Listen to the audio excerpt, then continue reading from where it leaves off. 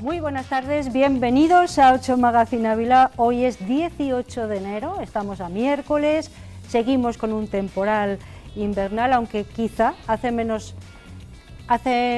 viento que otros días, pero bueno, que ayer concretamente, que esto no se podía escuchar. Y aquí estamos en directo para hablar con ustedes, para plantearles un montón de posibilidades en esta sobremesa que esperamos que les sirva para entretenerse fundamentalmente. Tenemos muchos asuntos que queremos compartir con ustedes. Hablaremos de investigación con Diego González Aguilera y de otros asuntos que les planteamos en titulares. Pero también hablaremos de investigación con Diego González Aguilera. El TIDOP lidera un proyecto para averiguar qué animales han perpetrado un ataque a la ganadería.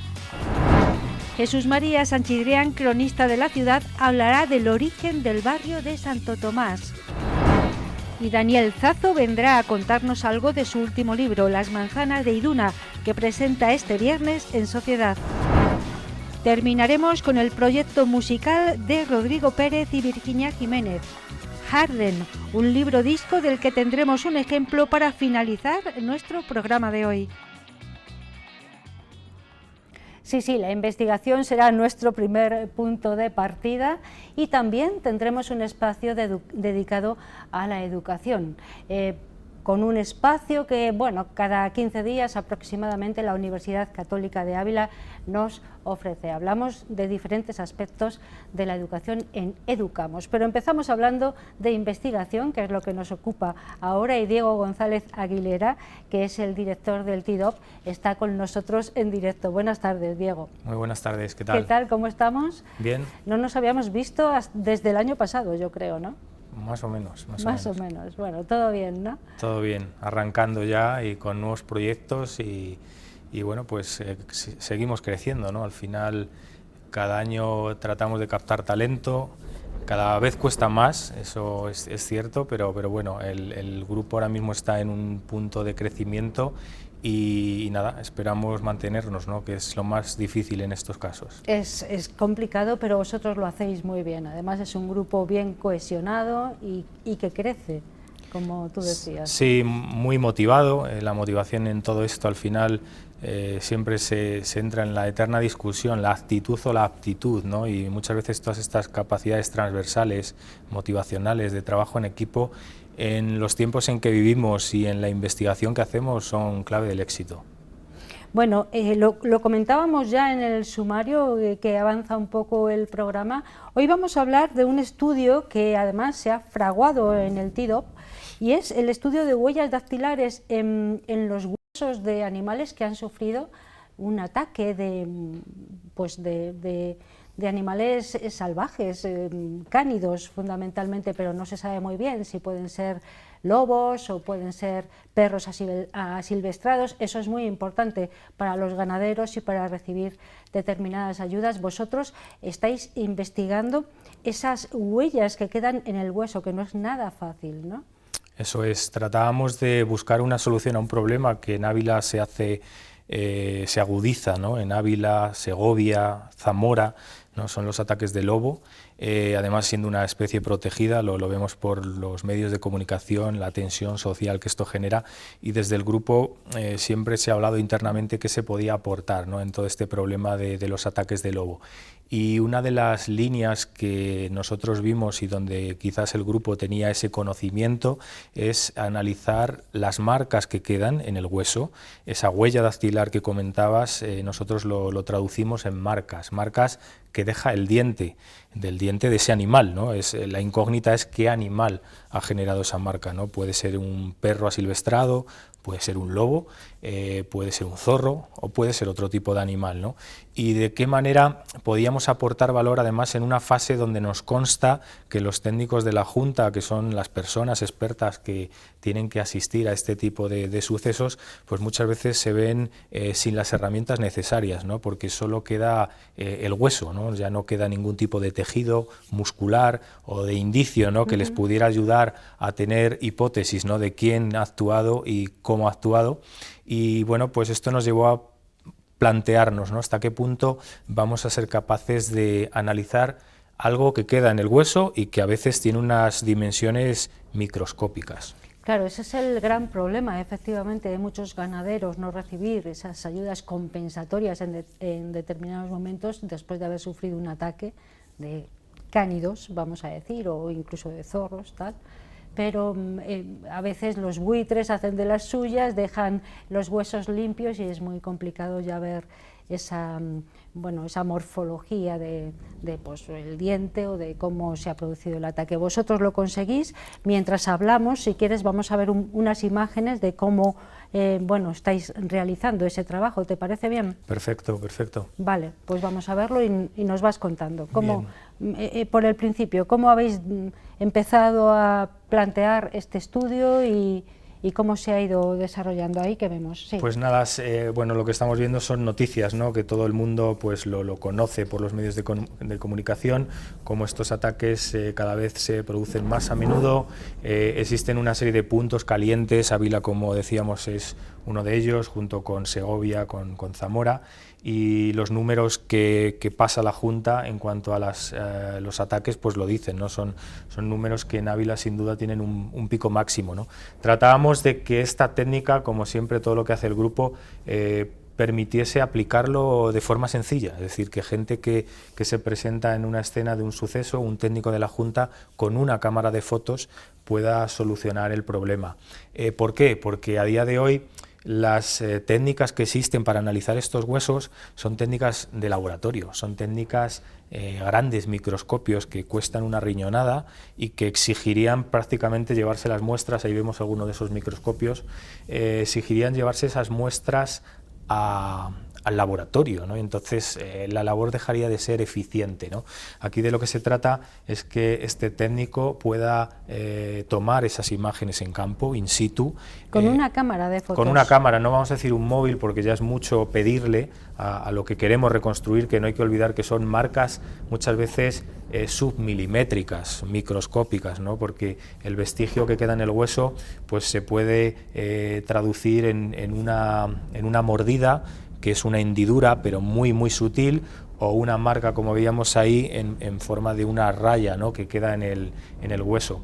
Entonces, desde un punto de vista del ojo humano es imperceptible el poder discernir a qué se debe esa mordedura, pero sin duda que con las técnicas que hemos desarrollado vamos a ser capaces, con estas cámaras fotográficas, que serían cámaras, para que todo el mundo lo entienda, pues un poquito profesionales, ¿no? Cámara reflex con un objetivo de cierta calidad. Estas fotos que podría hacer la propia persona que se persona allí de la Junta permitiría la reconstrucción en 3 dimensiones del hueso, por ende de la marca, de esa marca con tamaño microscópico que veíamos ahí. Y a partir de aquí es donde entra un poco a jugar la algoritmia, la magia, ¿no? que ha hecho el grupo, y es conseguir caracterizar que la mordida de un lobo es diferente a la de un perro asilvestrado y diferente a la de un zorro, ¿no? Y la gente se preguntará ¿por qué, no? ¿Por qué estas mordidas son diferentes? Bueno, pues porque el diente es diferente, la forma de morder es diferente, y desde un punto de vista microscópico vamos a ser capaces de reconstruir esta mordida, vamos a ser capaces de analizar una serie de medidas en la mordida, una serie de distancias, de ángulos, que conjugados con estas técnicas que ahora están de moda de inteligencia artificial, y es que la máquina calcula por nosotros y hace unos cálculos que muchas veces el propio ser humano es incapaz de realizar, nos va a decir con una fiabilidad muy elevada si se trata de un perro, si se trata de un lobo en este caso, o si se trata de otro animal. Bueno, hemos estado viendo unas imágenes, primero efectivamente de esas noticias que alarman, porque Ávila además está a la cabeza en el número de ataques de lobos, que en esta provincia, bueno, pues ahí se detectan muchísimos a lo largo del año pasado. Creo que fueron, bueno, creo que estábamos a la cabeza de todos los que se habían producido en Castilla y León.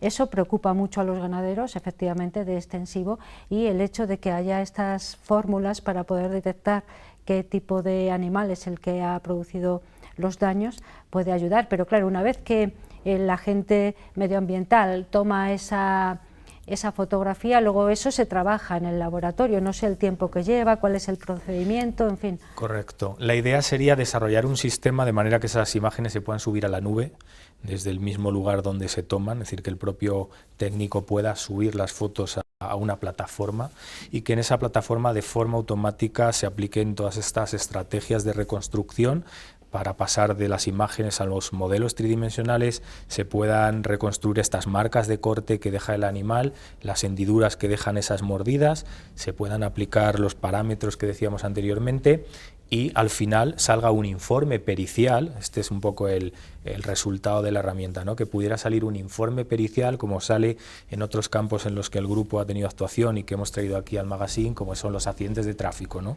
Que podamos tener un informe pericial de qué ha ocurrido en el accidente, pues aquí igual, que ese informe pericial pueda de alguna manera poner encima de la mesa una serie de parámetros y una serie de datos que ayuden a resolver lo más fiablemente posible el suceso, de qué se trata, de qué tipo de animal se trata, y que sirvan incluso para apoyar las propias fichas que los técnicos de la Junta tienen que levantar. Hemos visto alguna también ahí, en el lugar del siniestro, ¿no?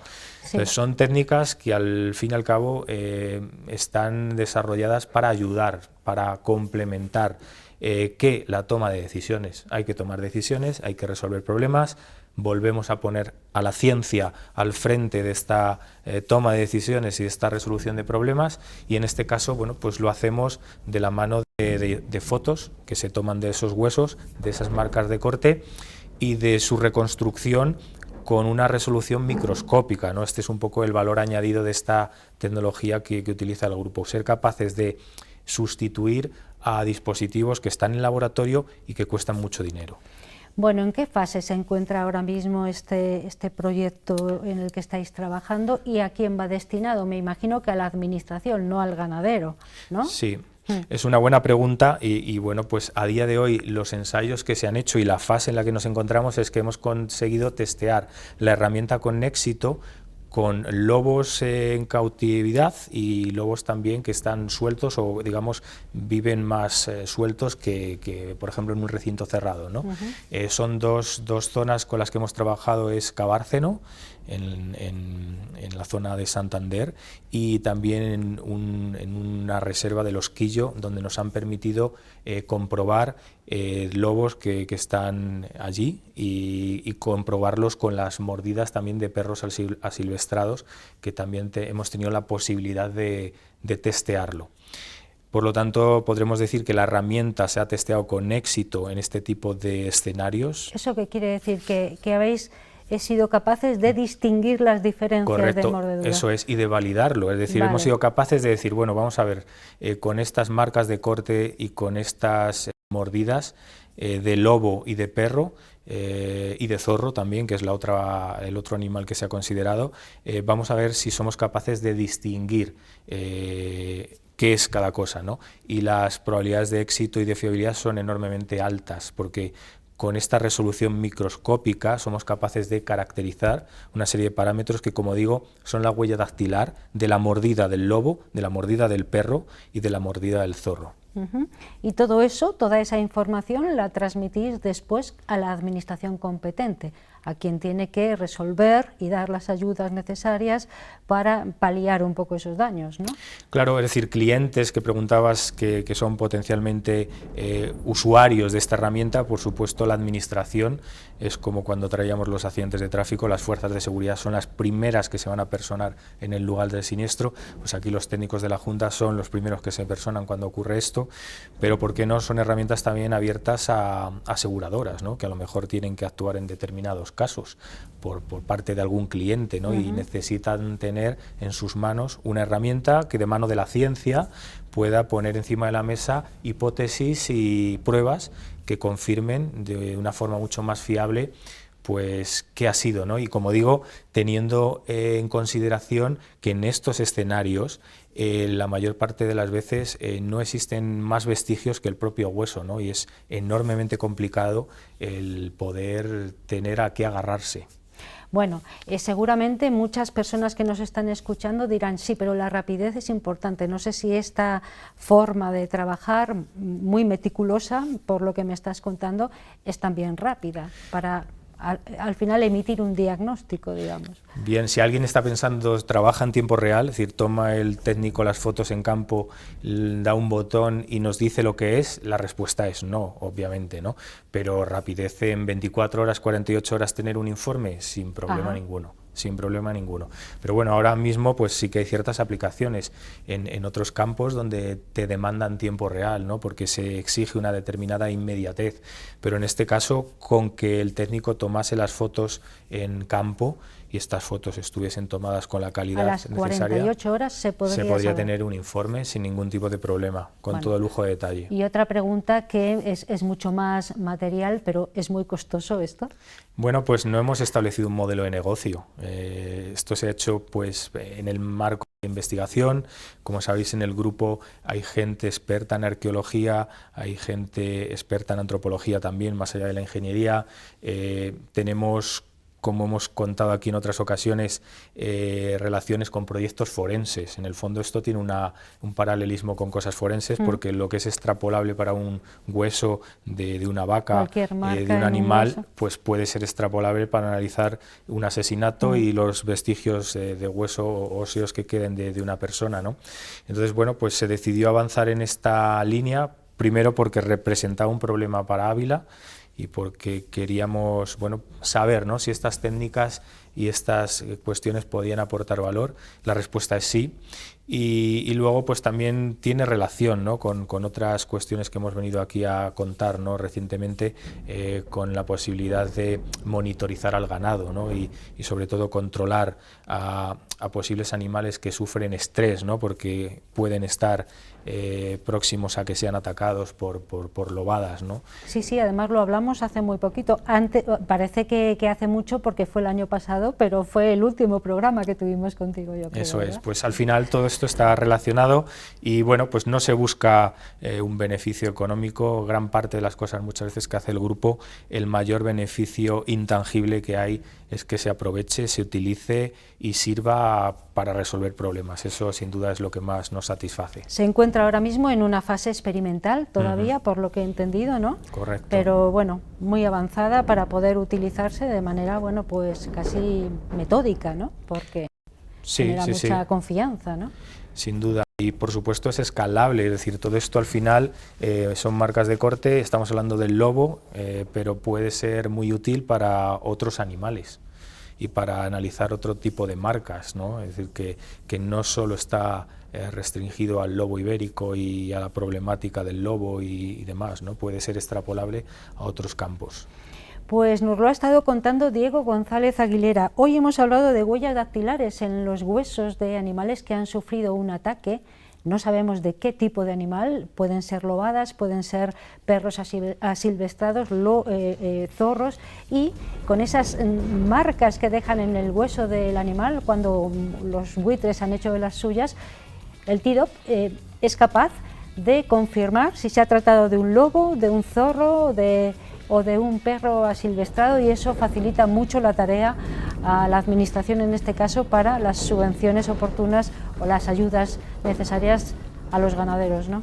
Claro. Eso es, esa es la idea, y bueno, pues poner al servicio de la sociedad esta transferencia de tecnología para que sirva, ¿no?, para generar estos informes periciales, que sirva de apoyo para que expertos en la materia puedan tomar sus decisiones y puedan resolver estos problemas. Ya se ha experimentado, estamos en esa fase, pero evolucionando, así que adelante, Diego, muchísimas gracias por habernos contado este proyecto tan novedoso que parte del TIDOP, y bueno, en poquito tiempo nos volvemos a encontrar para hablar de otros asuntos. ¿Te parece bien? Fenomenal, un placer como siempre. Igualmente. Hasta luego. Vamos a hacer la primera pausa para los anuncios, para la publicidad, y después hablaremos de esa historia, la historia mejor contada que nos trae el cronista oficial de Ávila, Jesús María Sánchez Vivian. No se vayan.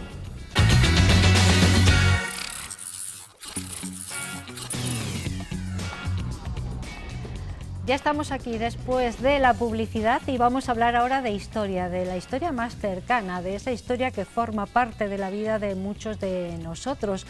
Vamos a hablar además de un barrio, que es el barrio de San Roque, de su origen, de Santo Tomás, perdón, de su origen, y entonces a partir de ahí podremos fraguarnos también una historia bastante interesante. Para todo eso tenemos con nosotros a Jesús María Sanchidrián, que es el cronista oficial de Ávila y que está con nosotros. Jesús María, buenas tardes. Muy buenas tardes. Barrio de San Roque, he dicho no, es que son las Peñas de San Roque y por eso me he equivocado yo, pero hablamos del origen del barrio de Santo Tomás, a raíz de este libro que tenemos en la mesa. Tienes razón, las Peñas de San Roque son el paraje con el que se conocía todo ese territorio, es decir, en las inscripciones registrales, documentos notariales, testamentos, donde se dice dónde está la finca, la parcela X, se encuentra situada al lugar de las Peñas de San Roque. No solamente son las que están en la parte más hacia el norte, que son el límite con el Paseo de San Roque, sino que queda todo ello una formación rocosa, inhóspita, agreste, que bajaba desde lo que es el Paseo de San Roque hasta el Paredón de Santo Tomás. Y ahí es donde se asienta, donde se forma, donde surge esta barriada, pues a partir de 1922. Aún quedan algunos vestigios de esas peñas, ¿no?, de esa orografía complicada, sí, efectivamente. Parece que como si fueran, estos primeros habitantes casi tenían que ser medio canteros, porque es que era roca todo ello. Bueno, todavía las fotografías que se conservan y las imágenes y los recuerdos giran todo en torno a estas peñas, esa piedra gorda grandísima que había, a lo dificultoso que era el transitar en vehículos, porque no eran calles, es que eran todo pedregales. Y efectivamente la orografía actual nos lo demuestra, y todavía queda efectivamente en lo que es la finca donde está la residencia de las Charitas, ahí donde quedan todavía los restos de esas formaciones rocosas que eran lo que era todo este territorio, ¿no? Bueno, de ese origen del barrio de Santo Tomás se habla bien en este libro, un libro además contundente, sí. Le tenemos sobre la mesa porque de la mano pesa mucho. Este libro se presentó, bueno, pues en plenas Navidades, me parece, ¿no? Y háblame un poco de su autor. Efectivamente, el libro que utilizamos, como bien has dicho al principio, para hablar un poco de la memoria, de los recuerdos, de la herencia familiar que uno tiene, etcétera, etcétera, pues lo escribe Fernando García Sansegundo, se presenta también, como bien dices, el 29 de diciembre, y bueno, pues el autor empieza confeccionando y trabajando en ello, que se ha tirado bastantes años en ello, primero reconstruyendo lo que solemos interesarnos todos. Primero, uno se interesa por la herencia familiar, es decir, dónde vienen mis abuelos, dónde viene mi familia, qué fue de ellos, cómo vinieron hasta aquí, cuántos tíos, abuelos, y bien. Pero claro, eso se va extendiendo, porque vas preguntando a unos a otros y te va interesando y te va contagiando lo que le pasó a todos los que hay a tu alrededor. Y cuando tú escribes o cuentas el lugar donde se asienta tu familia, pues quieres saber algo más de ese lugar. Y inevitablemente te extiendes a todo el vecindario. Es lo que le ha pasado el barrio, esa palabra tan bonita que se anda perdiendo ahora mismo y no se hace barriada, ¿no?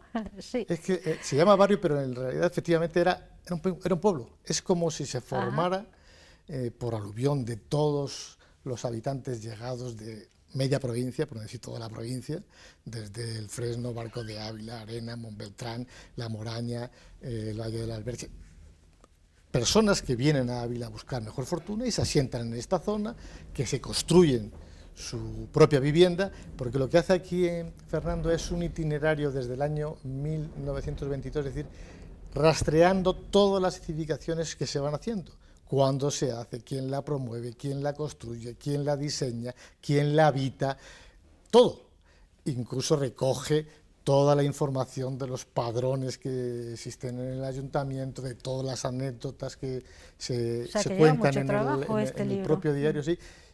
Y lo que hace es dar la palabra a toda esta gente, o sea, crear diálogos con ellos, ¿no? Es decir, no es una labor estadística puramente, sino que lo que hace es contar una historia. O sea, esa es la historia de toda esta gente y todo este Bueno, barrio. mientras hablamos de esa historia, vamos a poder ver imágenes de esa historia también, que nos has hecho llegar tú, además, de esa historia, del origen del barrio de Santo Tomás. Hay fotografías, pues bueno, muy entrañables, Sí, sí. Esa intrahistoria de la que hablábamos, ¿no? Bueno, vamos a ir viéndolo mientras nos cuentas. Sí, el apartado gráfico, bueno, es fundamental, contiene cientos y cientos de fotografías, o sea, es increíble. Todas las familias, yo creo que han aportado sus recuerdos, han abierto, esa es la Cruz del Diablo que estaba en lo que era la Delegación de Obras Públicas. Ahí tenemos un plano que efectivamente se ve que no había absolutamente nada, y 50 años después, fijaros cómo se construye, se diseña en las calles. Esta es la residencia de las Charitas, que es la primera gran edificación. Fíjate las piedras, tremendo, ¿eh? Ese era el paisaje, el panorama, donde la gente se divertía. Esa es una imagen de la guerra civil, del Colegio de la Milagrosa, quedó en ese estado. Bueno, efectivamente vamos viendo cómo a través de la imagen, que es la que soporta y la que añade contenido al relato y a las palabras, qué mejor forma de ilustrar todo lo que se quiere contar. Y todo esto pues forma parte del acervo cultural de una gran parte de la ciudad, y donde yo viví un tiempo en la calle Méndez Vigo, Capitán Méndez Vigo, que es un poco la calle central, que se toma como referencia. Uno de estos, no. Que se toma como referencia para configurar lo que es el barrio propiamente dicho. Es decir, el barrio se configura Capitán Méndez Vigo. Desde Capitán Méndez Vigo hasta el Paredón de Santo Tomás, Vale. desde la bajada de Santo Tomás hasta el Capo Lavanero, prácticamente. Vale. Ese es el territorio donde se reconstruye, o se construye, mejor dicho, este barrio, que es un pueblo, como decía, donde el pueblo, con sus tiendas, su escuela, la escuela era la Milagrosa, su parroquia después fue Santo Tomás, donde hacía la vida todo el mundo, hacían hasta la matanza, que es ahora época de la matanza, donde hacían las fiestas, donde hacían teatros, donde hacían cine, donde vivía la gente. Claro, todo el mundo, porque antes, no sé de qué época estamos hablando, del origen de... 1922 Vale. a 1980, es el periodo en el que se trata y en el que hay una vida de barrio, propiamente dicha. Después ya no hay tanta vida. Claro, al principio de ese periodo, bueno, estaba bastante alejado de lo que es intramuros, ¿no? De lo que es la ciudad propiamente dicha. Sí, solamente había enfrente, hacia el oeste, Las Vacas, el barrio de Las Vacas. A la parte norte estaba Las Gordillas, que no había prácticamente nada, y a la parte sur estaba Santo Tomás. Y a la parte este no había nada. O sea, eso es... Y poco a poco se va configurando, se van asentando las... Porque en la publicación lo que hace el autor es que nos habla de quién vive, de dónde procede, cuál es el futuro de los hijos de estas familias que se asientan aquí, a qué se van a dedicar, qué trayectoria vital han tenido, qué trayectoria vital traían. Es decir, que es una riqueza increíble la que aporta. Ojalá tuviéramos este documento para todos los barrios de la ciudad, ¿no? Pues sería impresionante, la verdad. Es que el libro tiene casi 700 páginas, es decir, que es un trabajo exhaustivo, y que, como decía antes, donde los personajes no es pura estadística, está completado con una planimetría y una cartografía de toda la evolución que va teniendo el barrio. Donde se va construyendo una casa, pone el nombre de la casa del promotor. Al año siguiente, a la década siguiente, surgen nuevas viviendas, se van incluyendo, se van datando, se va especificando la licencia de obras que obtuvo, quién la informa, qué condiciones se le da, bueno, todo. Prácticamente es la historia viva de que cobrará relevancia, porque estamos hablando de personas con nombres y apellidos.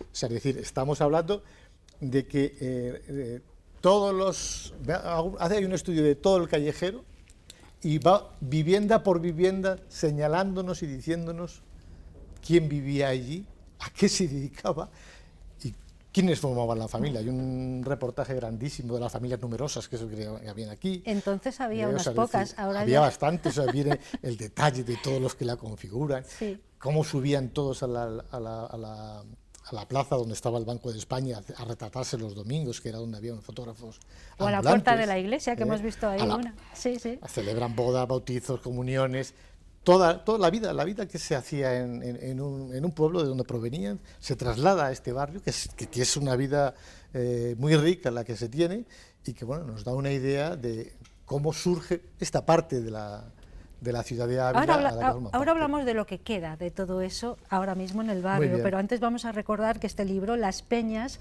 de San Roque, de Fernando García Sansegundo, está agotado. O sea, todos, creo que eran 40 ejemplares, 400. ¿no? 400 ejemplares, perdón, los que han salido, se han agotado inmediatamente. Sí, claro, hay algunas fechas también bastante peculiares. Las Navidades, tal, ¿no? Sí. Pero vamos, yo creo que el Fernando pues, hará una segunda edición para atender esta petición que ha ido realizándose, pues por del boca a boca de todo el mundo que va contando, y que es una obra que recoge la memoria colectiva de un barrio, donde quiere decir esto, que ha participado en su elaboración, aportando recuerdos y aportando imágenes y aportando anécdotas, gran parte de la gente que vive aquí, con lo cual, bueno, pues eso multiplica un poco el interés. ¿Y qué queda de esa memoria colectiva, de esa intrahistoria en el barrio actual? Desde el punto de vista urbanístico, arquitectónico, nos queda toda la promoción esta de viviendas que se llama las Casas Blancas, que están enfrente del Paredón de Santo Tomás. Paredón de Santo Tomás, calle Santa Fe, luego calle La Talla, Tarrás, ¿no? Ese tipo de configuración de viviendas queda todavía también, por ejemplo, el grupo de viviendas que promovió los bomberos de la ciudad, y que eran algunos grupos de viviendas bastante más. Hay otras partes, por ejemplo, calle Méndez Vigo, por donde eran viviendas unifamiliares, ya se han construido bloques, con lo cual, bueno, pues al construir bloques donde eran viviendas unifamiliares, las calles se han empequeñecido y se han llenado de vehículos, y ya no existe, digamos, esa conciencia de barrio que une a todo el mundo, porque la mayoría o gran parte de la gente original que empezó a vivir aquí ya no vive aquí, que aunque se trasladaran a otros sitios de la ciudad siguen manteniendo un especial recuerdo de esta zona. Pero hay que reconocer que las tiendas que había ya no son las tiendas de barrio habituales, queda alguna todavía, una carnicería y queda alguna más, pero ya no existe, bueno, es la evolución que hemos tenido en general, ¿no? La conciencia de barrio donde uno hace toda la vida, desde la escuela, pasa por la parroquia a la que pueden pertenecer, donde celebran todo lo celebrable, es decir, fiestas, comuniones y bautizos, bodas, como decía antes. Se ha perdido un poco porque es una forma también de convivencia distinta a la que tenemos actualmente. Sí, efectivamente. Y entonces, es lo que decíamos, ahora ya claro, el sentimiento de barrio no es el no mismo. Existe, claro. Y es verdad que ahora uno va por el barrio, pues bueno, pues siente esa nostalgia de lo que un día fue, evidentemente. Tampoco tiene grandes dotaciones deportivas, por ejemplo, dotaciones culturales. Tenemos el Santo Tomás, que sigue siendo el referente de todo el barrio, pero en el interior ya no hay establecimientos, bares, establecimientos comerciales, ya no existe ese tipo de cultura de barrio que decíamos antes, ¿no? Es el origen del barrio de Santo Tomás. Estas peñas de San Roque lo demuestran, además está muy consolidado, un libro importante, está agotado en este momento, pero su autor, Fernando García Sansegundo, está pensando en una segunda edición. Bueno, es que tiene que atender las peticiones que le han hecho, los tiene apuntados y demás, ¿no? Bueno, es decir, que... Nos lo ha estado contando Jesús María Sanchidrián, el cronista oficial de Ávila, nos ha hablado de un barrio. Podemos seguir hablando de otras barriadas en otras ocasiones, si te parece, porque es muy interesante hablar de ese sustrato, ¿no? Que tiene que ver con el presente también, claro. Sí, porque es la ciudad que se ha formado a partir de aquí, claro, efectivamente. Claro. Y los habitantes que somos en Ávila, que estamos en Ávila y que somos de Ávila, pues muchos procedemos de todos estos barrios que hay alrededor de la ciudad, ¿no? Jesús María, muchísimas gracias por estar con nosotros. Te encontramos prontito otra vez y hablamos de otro asunto, ¿te parece? Relacionado con la historia, de la que de alguna forma todos tomamos ahora mismo el presente. Todos, sí, efectivamente. Gracias, Jesús María. Venga. Bueno, hacemos la segunda pausa para la publicidad. No se vayan muy lejos porque tenemos luego cosas interesantes. Vamos a hablar de educación en primer lugar, porque ese espacio que nos dedica la UCAP para hablar de cuestiones relacionadas con la forma de educar estará con nosotros en breve, después de los anuncios.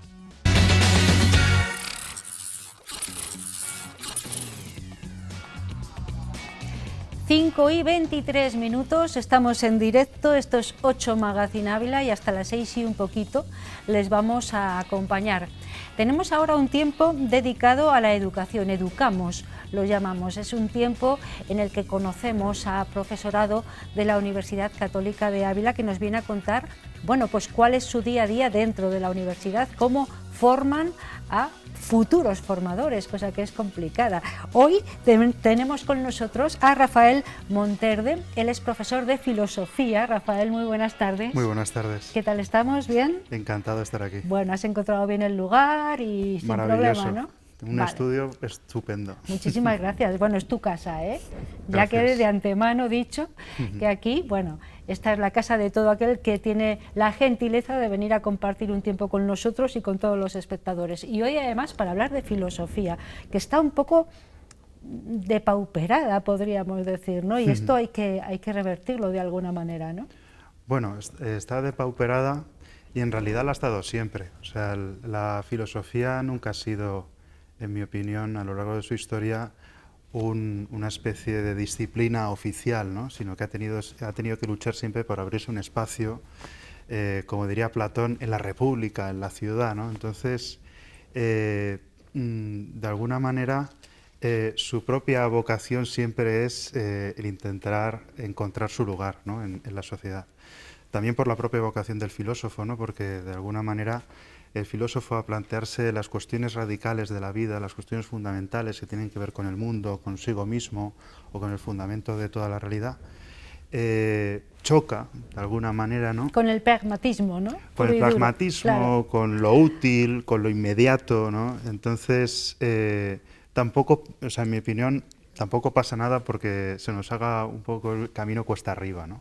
Porque yo creo que cuanto a más esfuerzo, mejor es el resultado muchas veces.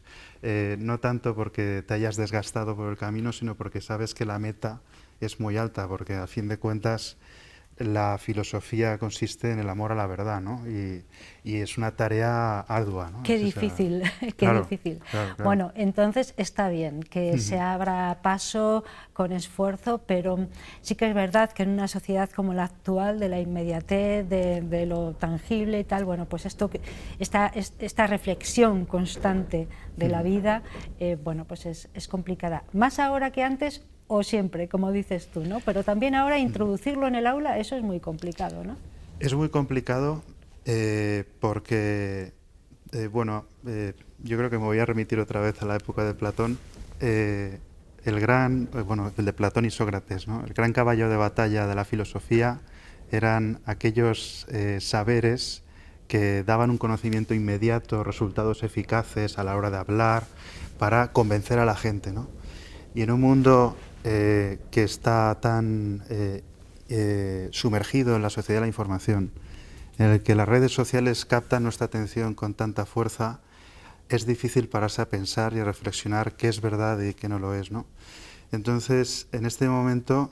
Pero también es casi más imprescindible que antes, ¿no? Claro, sobre todo para hacernos más dueños de nuestra propia vida, ¿no? Porque muchas veces damos por sentado cosas que nos llegan, ¿no?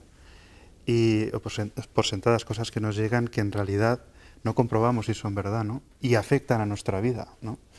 Y yo creo que la filosofía en la universidad, en el colegio, en casa, en el café, donde sea, te permite tomar un poco de distancia para decir, esto, ¿cómo me afecta a mí?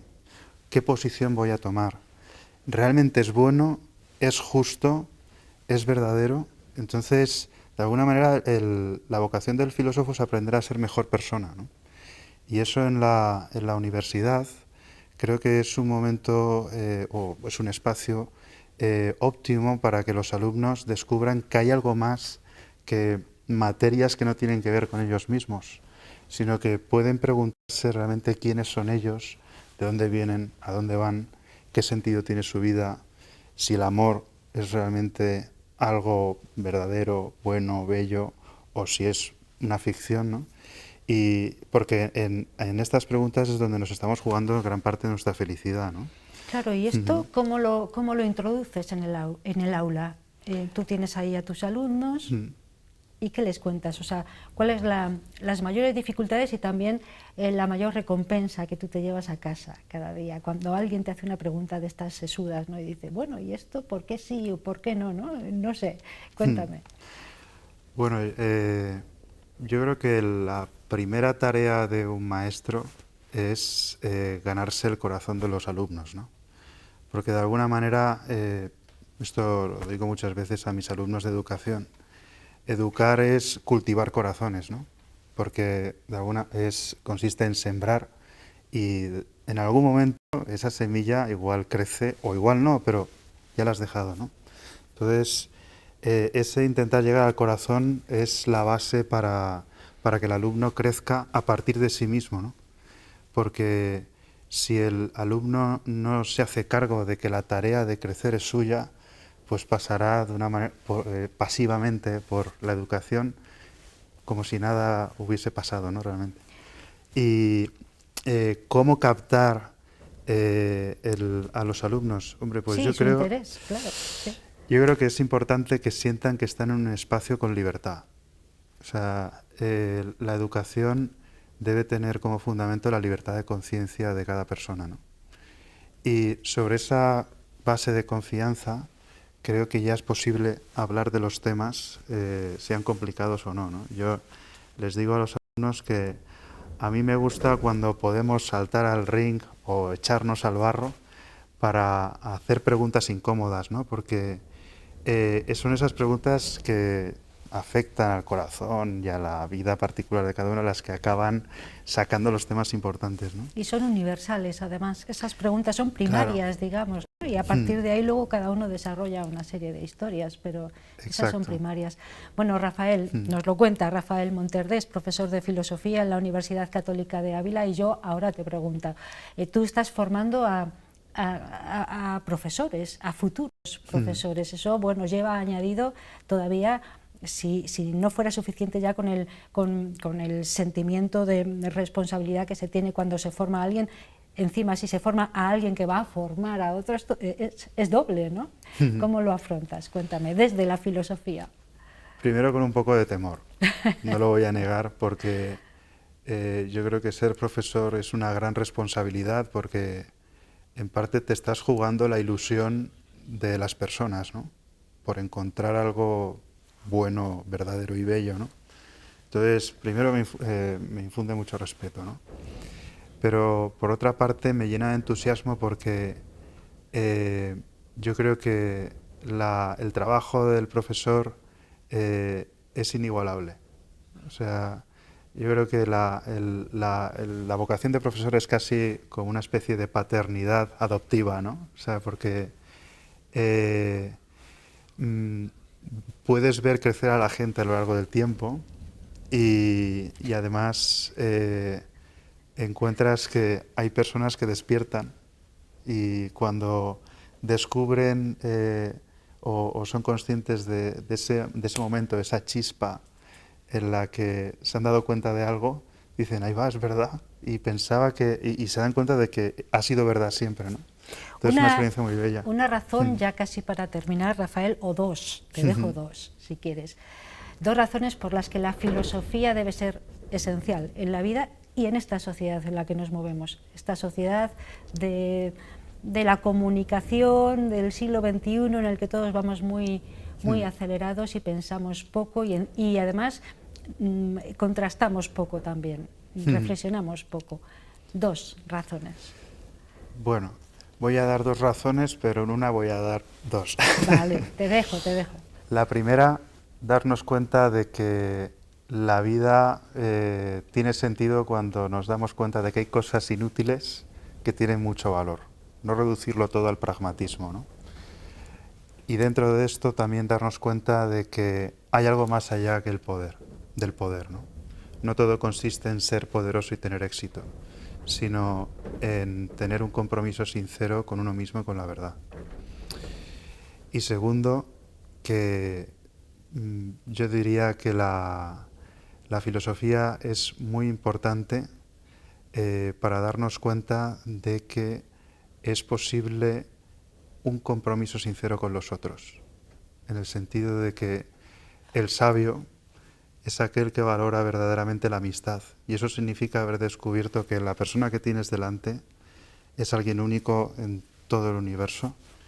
Y creo que ser filósofo consiste en darse cuenta de esto, que somos personas y que cada persona tiene un valor incalculable, ¿no? Esta es la cuestión. Es un placer hablar con Rafael Monterde. Él es profesor de filosofía en la Universidad Católica de Ávila y tiene esa pausa, esa calma, ese pozo que tienen los filósofos. Él imparte filosofía a futuros profesores de otros alumnos que, bueno, cada uno se irá llevando pues parte de las semillitas que se vayan sembrando, o ya a lo mejor más fructificadas. Un placer de verdad, Rafael, haberte tenido aquí, que vaya todo muy bien y vamos a ver si reflexionamos un poco más, paramos, ¿verdad?, un poco la máquina y nos ponemos a pensar en nosotros. Gracias, Rafael. A vosotros.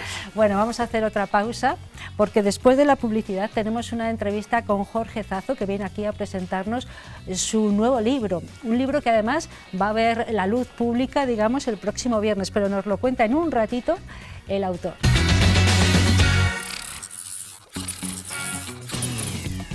Y en este día tan invernal, tan ventoso, tan de frío, con chubascos de nieve, vamos a hablar del verde, de Las manzanas de Iduna. Es el último libro de Daniel Zazo. Él está con nosotros en directo para hablarnos de esta obra que se presenta en Sociedad, además muy prontito, el próximo viernes. Buenas tardes, Daniel. Buenas tardes.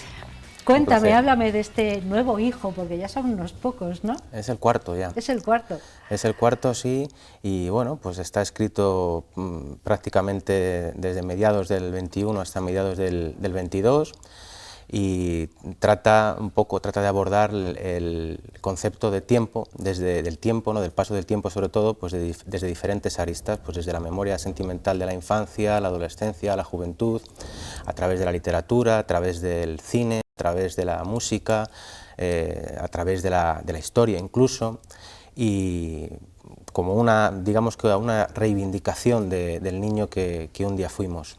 Bueno, Daniel, tus libros siempre son muy introspectivos, me da a mí la sensación, y libros además como muy, bueno, en los que debes de sufrir mucho, ¿o no? Pues si te digo que la primera parte de este libro es la parte más, donde hay un desnudo integral, más casi rozando lo impúdico, o casi lo pornográfico, ¿no?, donde hay, con un tono muy intimista, voy un poco desgranando algunos de los momentos que más me han marcado pues a lo largo de la infancia, como decía antes, ¿no?, y de la adolescencia y de la juventud. Entonces sí que es cierto que tiene un componente muy fuerte, obviamente. Ahí se personal. remueven muchas cosas, sí, claro. Sí, por supuesto. Y luego la segunda y la tercera parte ya tienen un tono un poco más reflexivo, ya reflexionan un poco pues desde la filosofía o desde el propio ejercicio introspectivo del propio tiempo. Hablamos con Daniel Zazo, él es el autor de Las manzanas de Iduna, que se presenta en la librería Letras este viernes a las 7 de la tarde. Luego lo vamos a seguir recordando porque además hay sorpresas durante esa presentación. ¿Pero por qué este título, Daniel? Pues la verdad que a la diosa Iduna no la conocía, es una diosa de la mitología nórdica. Yo me topé con ella leyendo una biografía sobre Hölderlin de Safransky, en el que hablaba de que los jóvenes hegelianos tenían una revista que se denominaba algo parecido, o aparecía la diosa Iduna. Entonces me puse a rebuscar a ver quién era esta mujer, esta diosa, y topé con que era la diosa que guardaba en un cofre manzanas doradas que cuando los dioses las mordían les entregaba la eterna juventud.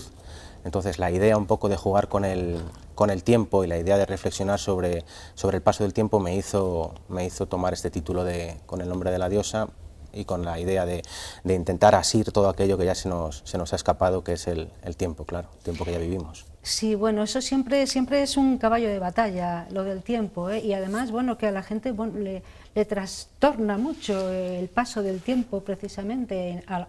En algunos momentos consigue uno llegar a la serenidad después de ya hacerse muy mayor, pero trastorna mucho, ¿no?, lo del paso del tiempo, porque es algo que no controlamos quizás, ¿no? No nos reconocemos muchas veces, ¿no?, en los claro. espejos, por eso el libro está plagado de referencias desde los relojes, los espejos, las fotografías, pues todo aquello que nos indica, ¿no?, pues que o bien no somos los mismos o bien el paso del tiempo ha hecho mella en nosotros, y muchas veces uno se mira en el espejo, ¿no?, y no reconoce a esa persona que un día fue. Aquí tenemos el libro con un verde manzana, como debe ser, haciendo honor a su título, a estas manzanas de Iduna. ¿Siempre poesía, Daniel, o te has inmiscuido en otros géneros? Pues la verdad es que siempre he escrito poesía. Es cierto que he hecho alguna pequeña incursión en el mundo de los microrrelatos o el relato breve, pero por ejemplo la novela se me antoja ahora pues una tarea titánica. No lo contemplo por ahora. Qué difícil, ¿verdad? Me parece dificilísimo, sí. Sí.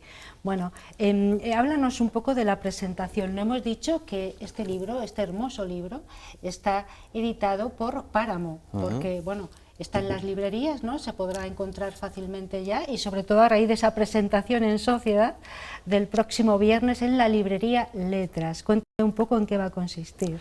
Pues sí, el primero libro sí está en todas, creo que está en todas las librerías de Ávila, y luego respecto a la presentación he escogido, vamos a hacerlo en la librería Letras, este viernes a las 7, como antes has indicado, y sí, me acompañará en este caso pues alguien muy conocido para la ciudadanía abulense, que es Jorge Marazu. Jorge y yo nos conocemos desde hace tiempo ya, y le propuse la idea de poder compartir esta puesta de largo, ¿no? del libro.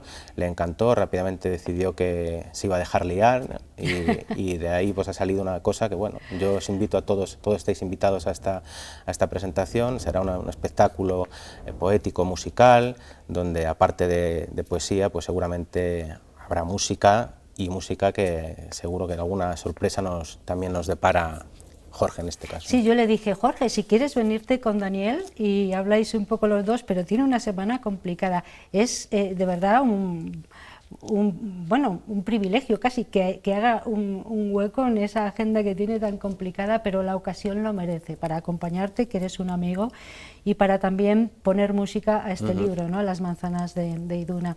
Si tuvieras, bueno, que definir de alguna manera en dos líneas la composición de la obra, es muy difícil hacerlo, ¿no? Sí que me has dicho que es un libro que habla del tiempo, de esa obsesión, ¿no? Y que es quizá el más íntimo de tu bibliografía, ¿o no? Sin duda alguna, sí, es el más íntimo. Si tuviera que definirlo así en una frase o con una idea principal, yo diría que es un alegato contra la tiranía de las manecillas de ese reloj que no acepta ni prórrogas ni demoras, y que por mucho que intentemos sabotear su engranaje, pues se nos hace, ¿no? Es un imposible. Un alegato contra la tiranía del tiempo, señores, nada más y nada menos. Bueno, y Marazu ha puesto música a alguno de los poemas. Bueno, ¿se puede desvelar algo? Yo creo que mejor lo dejamos así, para que animar a la gente a que se pase el viernes a las 7 por Letras y lo vea. El viernes, este viernes, a las 7 de la tarde en la librería Letras. Daniel Zazo presenta Las manzanas de Iduna, es su último libro, el cuarto, es un libro muy íntimo, muy intimista, y además está acompañado de Jorge Marazu, que pondrá música, algunos episodios que no nos quiere desvelar, y ahí está la sorpresa para que ustedes puedan ir a disfrutar, que además es una entrada abierta. Bueno, el aforo es limitado, pero bueno, abierta libre, sí, a cualquiera que pueda sentirse interesado. A mí me gustaría, antes de despedirte, que nos leyeras algo del libro. ¿Te parece bien? Sí, perfecto. Bueno, pues vamos a escuchar alguno de los poemas que componen esta última obra de Daniel Zazo, la cuarta, como decimos, y la que más le ha hecho sufrir, me parece a mí. Bueno, a ver, ¿qué nos has elegido? Pues voy a leer un poema que no tengo muy claro si realmente se trata de un ajuste de cuentas con Ávila, con la ciudad, o bien si se trata de una reconciliación con la misma. Vale. Entonces voy allá. Eso ya luego ya los oyentes y los lectores lo juzgan. Vale. Transito por el perímetro de la muralla, como quien vaga sin rumbo por tierra ajena. Atravieso una a una todas sus vértebras y me dejo seducir por el liviano hechizo de la luz que en esta tarde de agosto dora cada rincón de su espina dorsal. Hago un alto en el camino y reposo la mirada en sus calles, las del centro, antaño próximas y cálidas, hoy igual de estrechas, aunque decrépitas y ya lejanas. Permanecen letreros que han ganado la partida y se han impuesto al paso del tiempo, pero otros, la mayoría, han desaparecido. Todo un itinerario de pérdidas arrasado bajo el fuego amigo del progreso. Ajadas fachadas en ruinas nos advierten que el esplendor nunca es eterno, que a lo devastado no le sienta bien el maquillaje y toda remodelación es, en el fondo, una impostura. Las de la periferia son terreno desconocido. Antes todo era naturaleza indómita, campo que dejaba al descubierto el punto de partida del camino viejo de Sonsoles. Ahora, sobre él se alzan monótonas manzanas, cimientos vistos y fincas en ruinas. Camino buscando anclajes en una ciudad que creo recordar que una vez fue mía y que ahora se antoja extraña y no me pertenece. La casa donde di mis primeros pasos, el pasadizo que atravesaba despacio del brazo de la abuela, los rojizos muros del colegio, la roca del parque que inauguraba la temporada de besos del verano, en la que el vino se pasaba de boca en boca, la tienda de los cromos de la esquina. A pesar de las ascuas en los ojos y que el paseo se torna en confuso deambular, resisto a las embestidas de la memoria y me niego a abandonar las huellas del sendero. Es uno de los poemas de las manzanas de Iduna, hermoso, precioso poema dedicado a la ciudad. Efectivamente, que cada uno tome la conclusión que considere oportuna, si es un reencuentro con la ciudad o es definitivamente un partir. Tú eres muy caminante, me parece, yo te veo mucho andar por ahí, ¿no? Sí. Y observas todo esto. De hecho, en muchos de los paseos es donde también se van fraguando muchas de las ideas que luego acaban plasmadas en el papel. Es Daniel Zazo, es poeta. Nos presenta con mucha generosidad su último libro, Las manzanas de Iduna. Hoy lo ha hecho aquí, pero no es más que un preámbulo de lo que nos espera el próximo viernes a las 7 de la tarde en la librería Letras. Le acompaña además Jorge Marazo, un amigo y gran músico. Muchísimas gracias, Daniel, un placer haberte tenido aquí. A vosotros. Hasta muy prontito. Muy bien. Hasta luego. Hacemos la última pausa para la publicidad y enfilamos nuestra recta final, que va a ser musical. Tendremos una entrevista y presentaremos un proyecto musical muy interesante, no les digo más.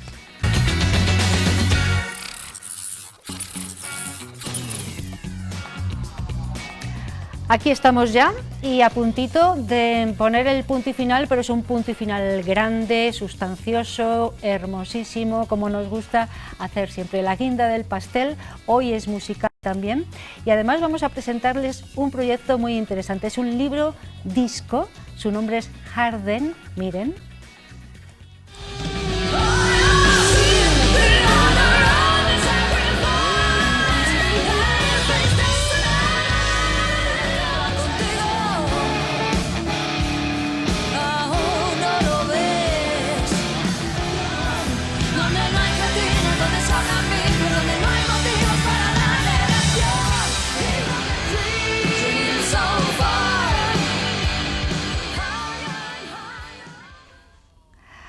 Nos hacemos un poco idea de qué va, esto es para abrir boca, porque los responsables de este proyecto, Rodrigo Pérez y Virginia Jiménez, están con nosotros y ellos nos van a contar muy bien en qué consiste. Buenas tardes a los dos. Buenas tardes. Bueno, aquí tenemos música contundente, ¿no? Para una tarde como la de hoy, así fresquita, está bien, ¿no? Hoy viene bien un poquito de rock y bueno, pues sí, es contundente, aunque hay alguna baladita también con poquita instrumentación, pero bueno, lo normal es canciones de rock con guitarras eléctricas, batería, teclados, pues eso, contundente. ¿Por qué este proyecto, este libro disco del que luego vamos a poder ver también una portada, en fin, por qué? ¿Cuándo surgió? ¿De qué manera? En fin. Bueno, surgir, llevamos 4 años grabándolo ya, o más de 4 años. Luego también vino la pandemia y todo eso.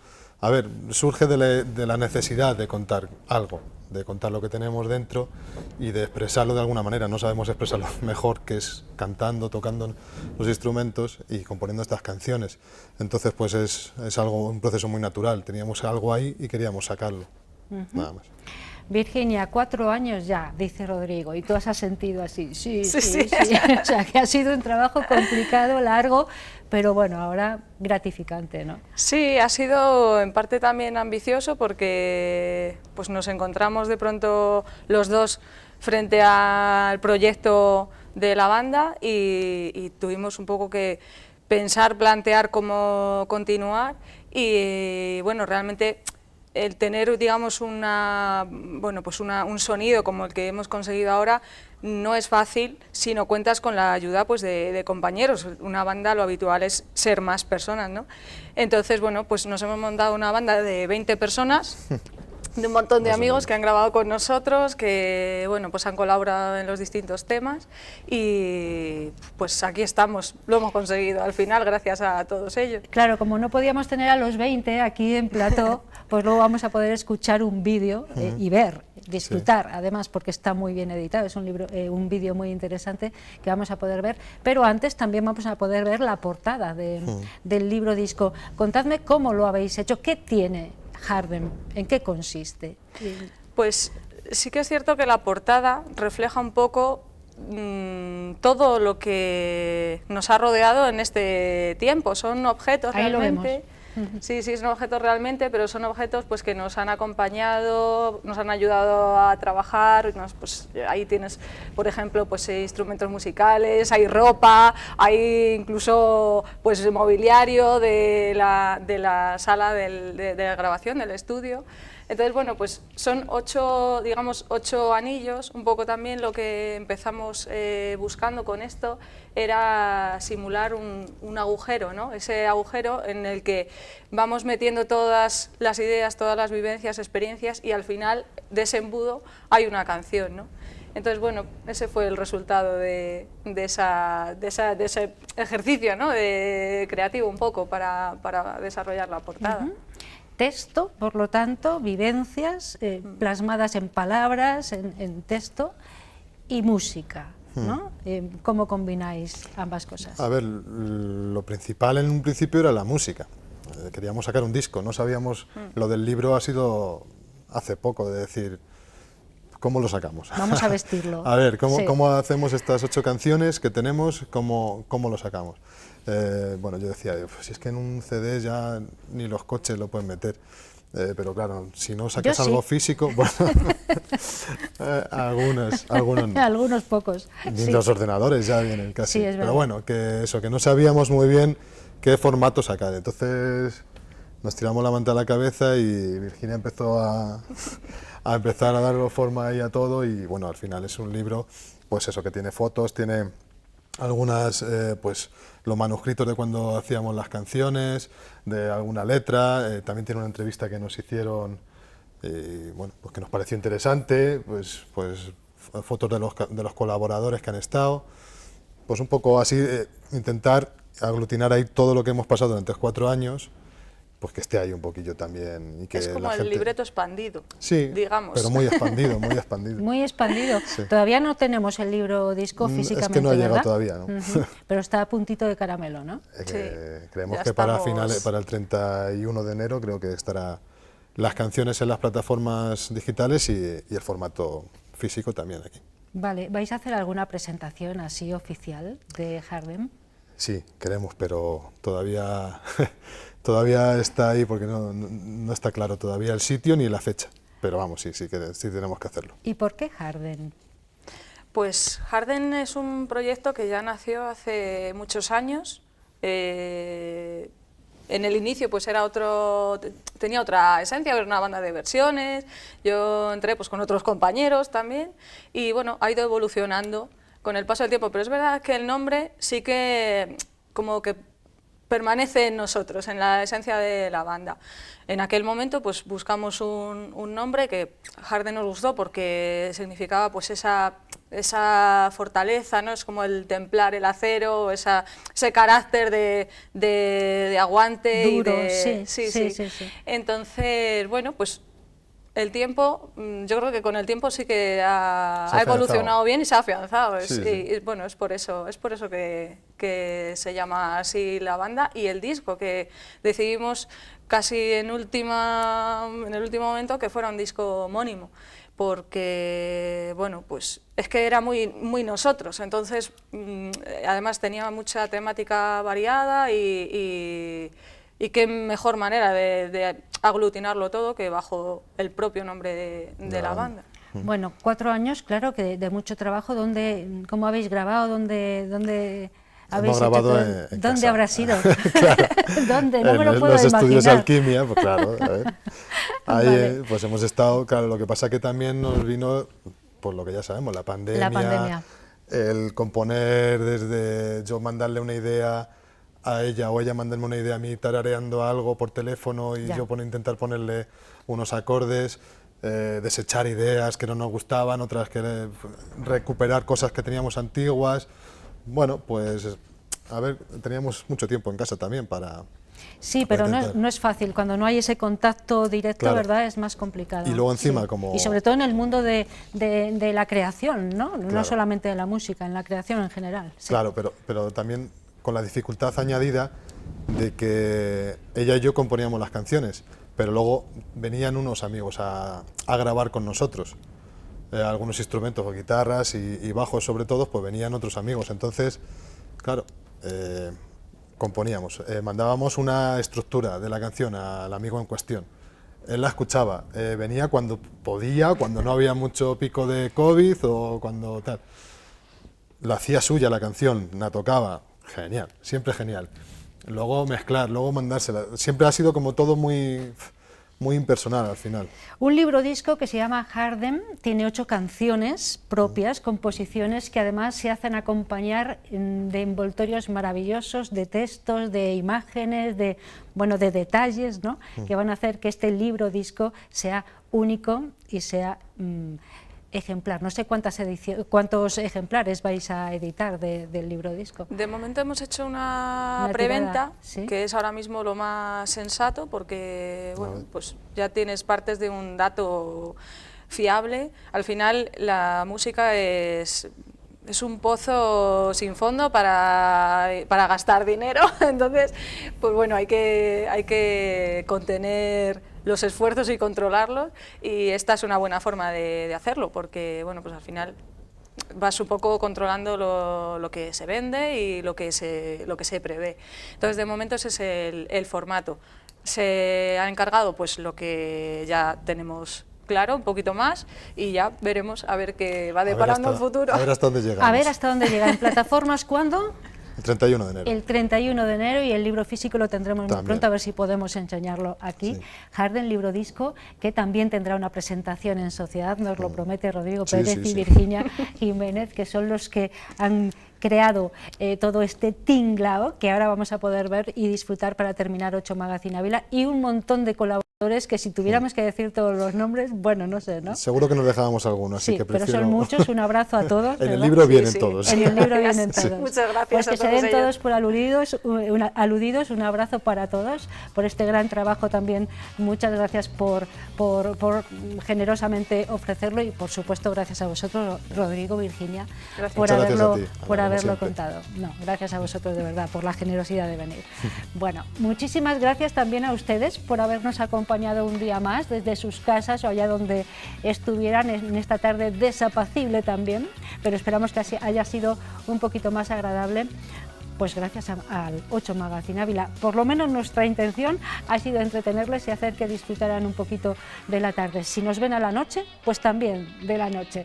Nos encontramos la semana que viene, a eso de las 4:30, el martes. Les esperamos. Hasta entonces, cuídense mucho y sean todos lo felices que puedan. Les dejamos con esta canción, A Man Rising King, me parece, que es uno de los 8 temas que forman este libro disco Harden, que nos han presentado Rodrigo Pérez y Virginia Jiménez. Muchísimas gracias de nuevo a los dos y a todo el grupo que está detrás de vosotros. Gracias.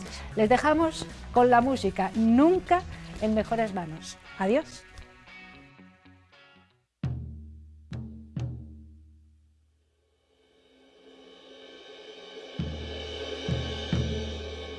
I have seen,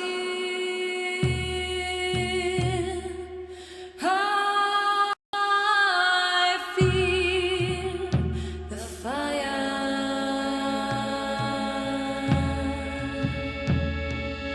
I have walked through this land to the sacred shore.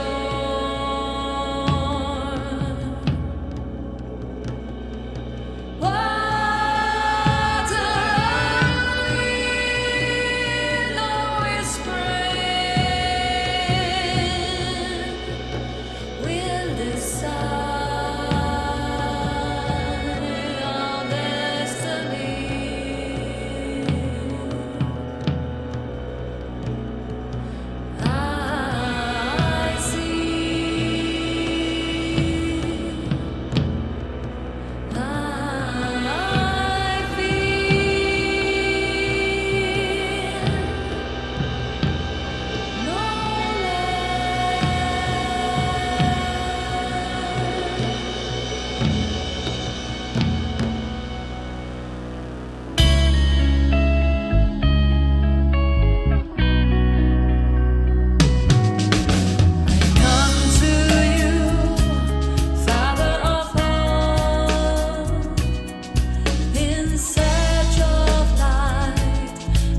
search of hope. The gods have spoken to me, I must come back. How to prepare my people to lose everything they have. With tears in my eyes, one last look to tell I behind. When how the answers don't come, my heart is blind. I have seen crossing the mountains, trees in the lands, and army of the strange beast, dominated by hundreds of foreign beings. I have seen fight like a thousand and fight like a thousand. Nothing matters, just escape. Stay alive and our legacy will remain. And for a second in the distance I saw a little Travaria being guided by the sun. And I waited, I looked inside, there was a child. The son of the waters grew up as one born among us by the gift of the prophecy. When leaves fall again, it will be time to run away.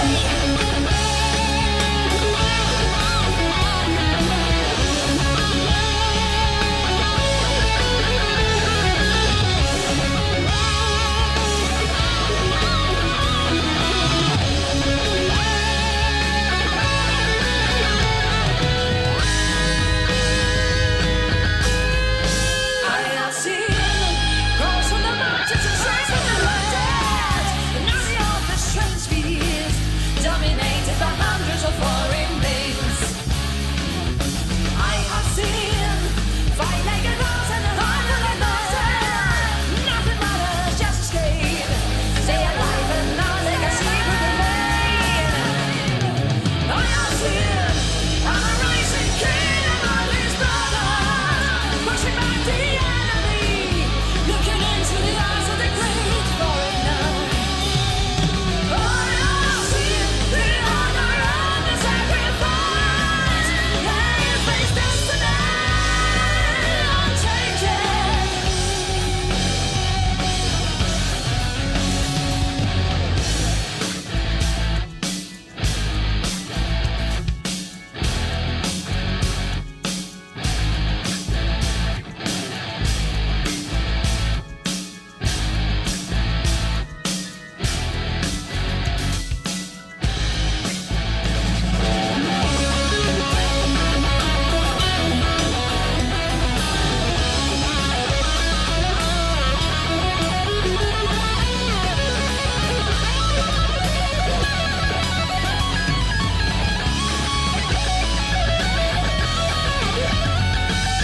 Who is the precious lamb, destined ultimately to try what's in our hands? And he has set us free. If I can have your blood, we dry your lake, but now we remain. Don't know for sure you never escape again.